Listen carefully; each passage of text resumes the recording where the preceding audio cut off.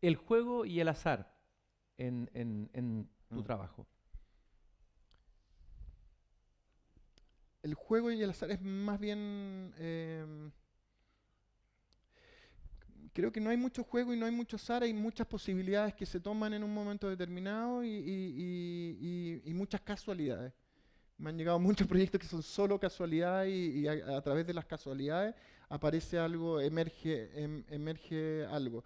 Ahora sí hay juego en el sentido de que muchos proyectos son antecedidos por maquetas que nunca fueron pensadas y que corresponden a una etapa particular, que es 2013, 2000, 2012, 2013, 2014, donde estaba aburrido en la oficina y empezaba a hacer estos objetos que en realidad me servían para entretener y para representar ciertas cosas que tenían que ver con representaciones 2D, transformarla en 3D y a través de ello contar un cuento, contar una historia. Y esos ejercicios que muchos de ellos, incluso la Serpentine, fueron hechos, esos primeros ejercicios que fueron hechos solamente como una estrategia de no aburrirse, de terminaron, al menos dos o tres de ellos terminaron en proyectos. Lo cual es muy raro porque es que alguien llegue después de 4 años que tú hiciste algo y te diga, ah, hagámoslo. Y algo que tú de partida nunca has pensado hacerlo, lo más complicado en arquitectura en general es cambiar de escala, transformar algo pequeño en algo grande, ese proceso intelectual, o cambiar propiedades de un material a que esas mismas propiedades se produzcan en otra escala, es un proceso complicadísimo. Entonces cuando te dicen hagamos esto, no es que ya está hecho, sino que Mm. al revés, es mucho más complicado el problema porque partió siendo un organismo de una escala menor y nunca fue proyectado para hacer una escala menor. Entonces el ejercicio de pasar de uno a otro es un ejercicio intelectualmente complicado. Esmila, hablemos eh, de algo que habla otro arquitecto sobre tu obra, el tema del amparo y el refugio en relación al hogar y a la casa. Y hay Mm, un verso del poeta Rilke que es muy bonito que dice, nuestro cobijarse es nuestro estar desamparados, ujú. dice Rilke. Hablemos un poco del amparo, el refugio, la casa. Mm. Eh, En general, en la familia, con Marcela, hemos hecho muchas casas. Algunas muy baratas, otras caras, y las hemos ido abandonando algunas de ellas, otras seguimos yendo permanentemente. ¿Por qué las hemos abandonado? Porque en general creo que las construcciones, cuando uno tiene libertad frente al objeto, pertenecen a ciertos tiempos determinados, y muy pocas pertenecen a toda la vida. Uno siempre tenía estas vacaciones, no sé, algunos en la playa, que Mm, pertenecían los recuerdos de un mm, tipo de construcción, o las vacaciones en el mm. campo, ahí asociado a ciertos momentos de la vida. Muchas veces replicar esos momentos y extenderlos en la vida, al final le juega una mala pasada a esos momentos de plena convicción, de plena libertad que uno tenía en esos momentos. Entonces, los refugios tienen que ver con momentos determinados, de vidas determinadas y de maneras de sobrevivir y de relacionarse con los otros de manera determinada, con el medio, con el exterior, por comodidad, por lo que uno quiera, pero hay esta idea y también tiene otra idea importante que tiene que ver en la idea de desamparo, que nombres, que es la idea de lejanía, es establecer una cierta distancia física real, lo cual hoy en día es muy complejo, establecer una cierta... Creo que todo refugio establece una cierta distancia. O es una puerta cerrada, o un viaje, o es una especie de aislamiento, como lo podría ser el castillo del gigante Mm, egoísta, etcétera, etcétera. ujú. Esos dos factores, en- creo que todas las cosas pequeñas que hemos hecho han sido, y todas las casas en general han sido reinterpretaciones de ese tipo de argumentos. Me gustaría tenerme ahí en ese cuento de Oscar Wilde que citas Mm, y que aparece varias veces en el mm, texto, el cuento del gigante de egoístas que tiene que ver con esto. mm. Y qué es lo que... Es que, bueno, a mí me lo leían de chico harto, no Mm. sé por qué me lo leían, el cuento del gigante egoísta, pero tiene esta función pedagógica, si es que uno quiere. Y, pero en realidad, si uno lee las primeras estrofas de esto, es que había un gigante que había ido a hablar con su amigo, 7 años, había estado hablando, lo cual no es menor, llegaba cansado y llega a su refugio lleno de niños gritando. Suena normal que quiera hacer desaparecer estos niños del entorno, o sea, suena relativamente normal si es que uno quiere, es Claro, como, sobre todo si no son tus niños, hay una claro. cosa como no menor, o sea, esta Mm. cosa, pero viene castigado por la naturaleza y viene castigado hasta que se rinde frente a eso y deja entrar en su refugio nuevamente a esto y lo redime, lo saca Mm. nuevamente y lo hace mejor, más bueno. Me gusta la primera parte nomás, cuando echa a los niños. Después la otra parte es como relativamente más vulgar, si es que uno quiere el tema, pero parte de este castillo del gigante egoísta tiene que ver de esta maqueta que hice en ese momento, era cómo interpretar la idea de refugio en el gigante egoísta, cómo hacer, cómo reinterpretar. Entonces un toro deja un interior protegido, pero al mismo tiempo deja un patio al cual se puede penetrar desde afuera porque está suspendido en el aire, tiene un orden espacial determinado, etcétera, y se ve arruinado, se ve con unos cortes cuando la naturaleza entra al interior y lo invade, lo rompe y lo transforma en ruina. Esa maqueta sirvió para la Serpentine literalmente. Hubo que traducirla, pero sirvió literalmente para hacer una folie. Entonces, esa maqueta me ha servido para mucho. También nos sirvió para hacer otra casa en Vilche, literalmente. O sea, es como un modelo. Cuando me refiero literalmente, me refiero a que son opciones uno a uno. Hay como argumentos sacados eh, que se tratan de sacar y que sean evidentes en este otro tema. Cuando uno ve las cosas, en general, Tafuri decía una cosa muy importante que decía que en la arquitectura la metáfora en general no funciona. Cuando los arquitectos explican las cosas en metáfora, significa que quieren saltarse la realidad.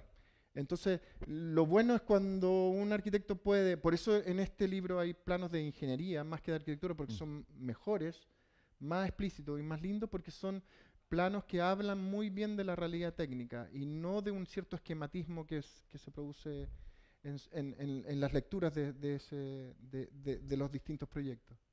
Hay un capítulo que se llama Algunos restos de mis héroes. Mm, Y me gustaría hacer un breve recorrido por tus héroes mm, de la arquitectura, del mm. dibujo, etcétera.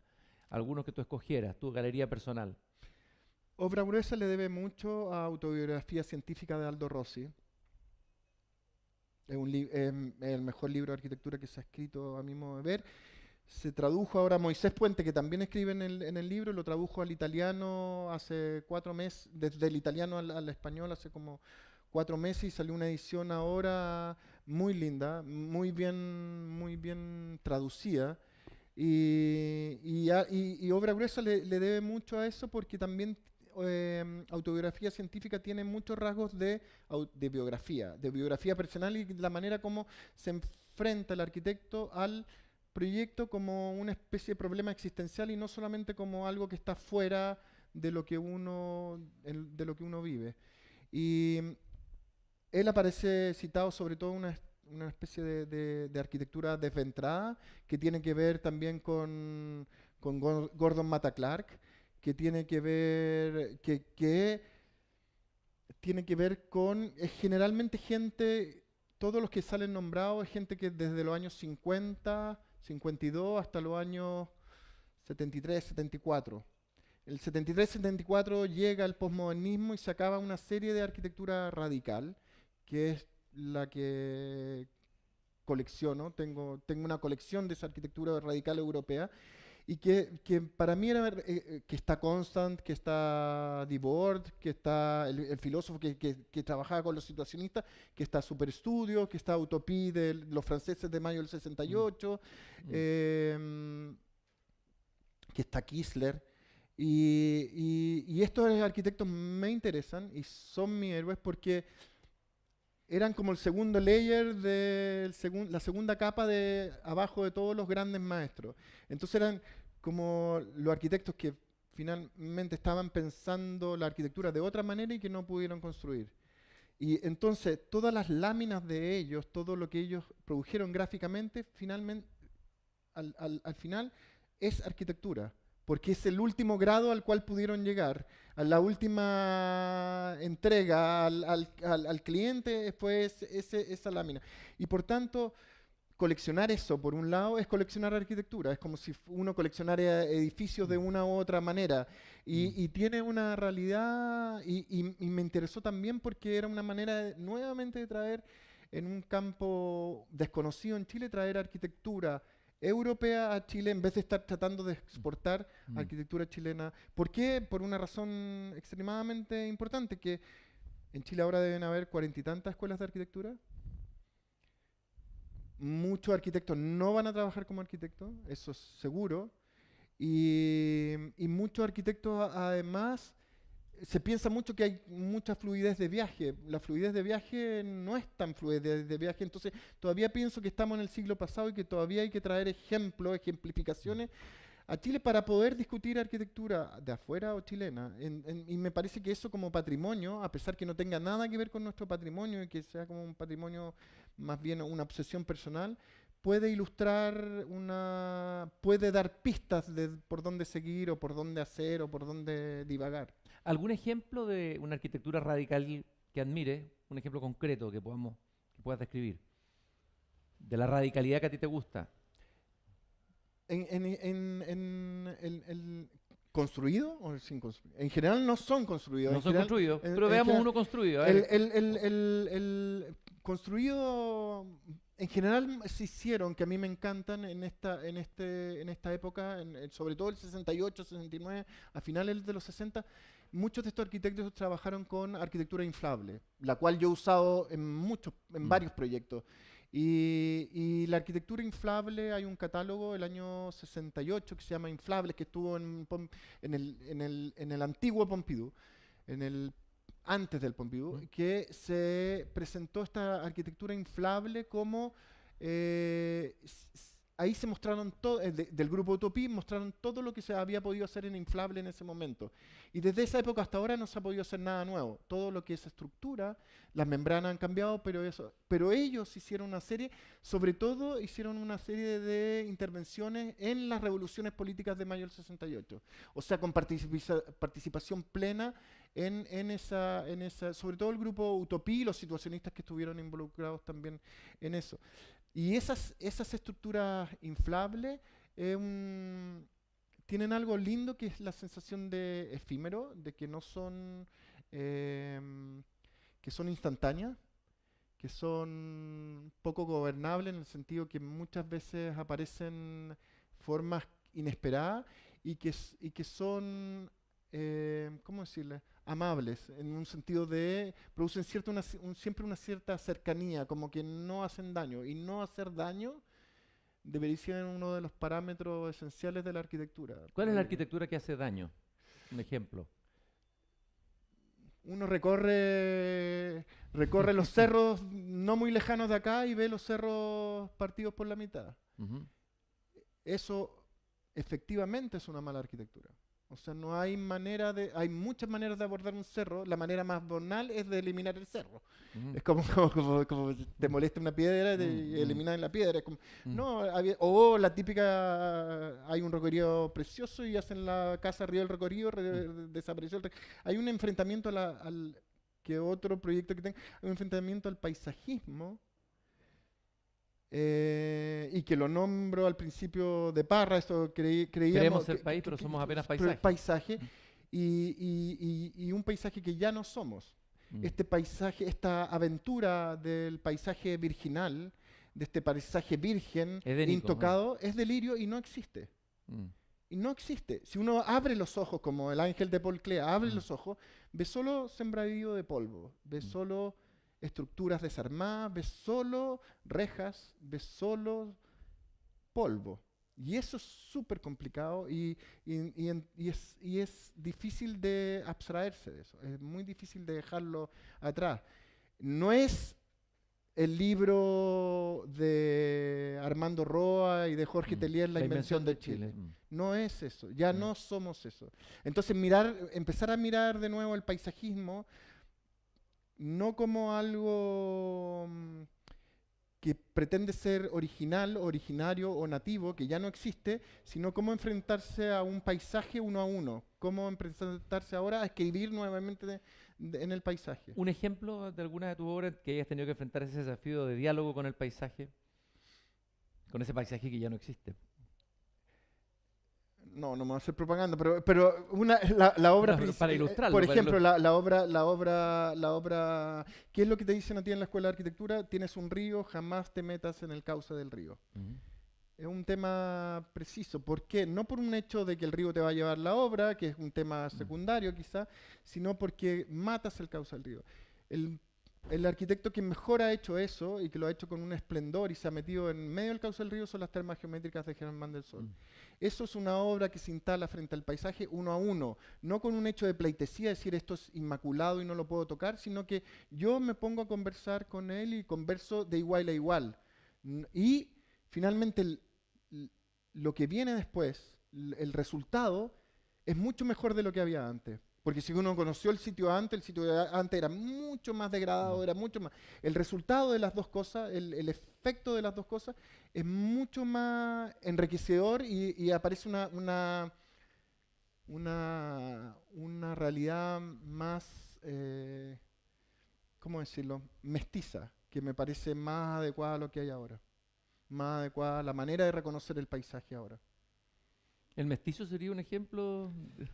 El mestizo es un acto como de susto, porque en realidad cuando estaba el parque, que no existía, ese edificio es como raro, porque se hizo cuando no había nada, entonces había una cosa como cómo llevar gente para allá. Entonces la primera idea del cliente es salir, que esta cosa se asome, y mi primera idea es bajar para que esta cosa no se asome, para que no intervenga el parque, un parque que era un parque futuro en ese momento. Y este juego inmediatamente fue aceptado. Cuando uno tiene un arquitecto, o sea, cuando uno tiene cliente inteligente, el problema se resuelve muy rápido. Y un cliente inteligente, siempre lo he dicho, no tiene que ver con alguien que sea inteligente, es alguien solamente tú necesitas a alguien que que sepa cómo quiere vivir, que no se base en la vida de otros para saber cómo quiere vivir, sino que se base en su propia vida y sepa cómo funciona en términos domésticos, o cómo quiere que su edificio funcione, no en base a otros, sino en sí mismo. Y cuando uno tiene un cliente así, la cosa es muy rápida. Lo que pasa es que el problema es que hay inteligentes tontos e inteligentes tontos. Y eso hay, abundan. habemos, o somos muchos, ¿no? No, Son los más peligrosos. Y hay muchos, por toda esta cosa digital, hay muchos que creen, que me parece lógico también, que porque entre más vean fotos de arquitectura, más saben de arquitectura. Y es un error, entre más vean fotos de arquitectura, más confusión van a tener seguramente sobre la arquitectura. La arquitectura no se ve en fotografías, se ve visitando. Por eso los viajes y el viaje y la errancia es extremadamente importante.